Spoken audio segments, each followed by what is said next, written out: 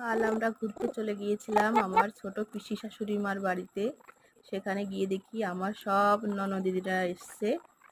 ননদিনীরা বলল, বৌদি চলো আমরা যমুনার পাড় থেকে ঘুরে আসি। তারপর আমরা সবাই মিলে চলে গেলাম যমুনার পাড়ে ঘুরতে। সেখানে আমি গিয়ে তো অবাক, দেখি পদ্ম বাগান হয়েছে কিন্তু এখনো ফুল ফোটেনি।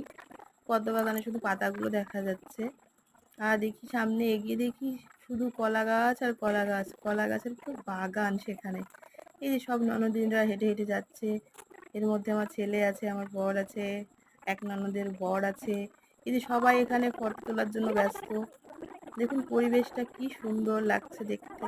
লাউ গাছ দেখা যাচ্ছে, আর সাইডে হেলেঞ্চা শাক আছে, কলমি শাক আছে, থানকুনি শাক আছে, তারপর আপনার কুমড়ো শাক আছে। অনেক শাক সবজিতে ভরা এখানে। এই যে আমি চলে গেলাম সাঁকোর উপরে। আমার জল ধরতে খুব ভালো ইচ্ছে করছিল, তারপরে চলে গেলাম, একটু জল ছেটাচ্ছিলাম। জল ছেটাতে খুব মজা লাগছিল, ভীষণ ঠান্ডা জলটা।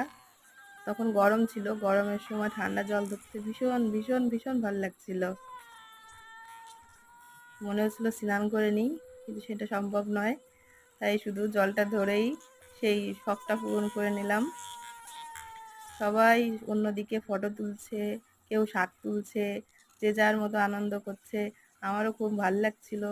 সবাই ভালো থাকবেন, টাটা।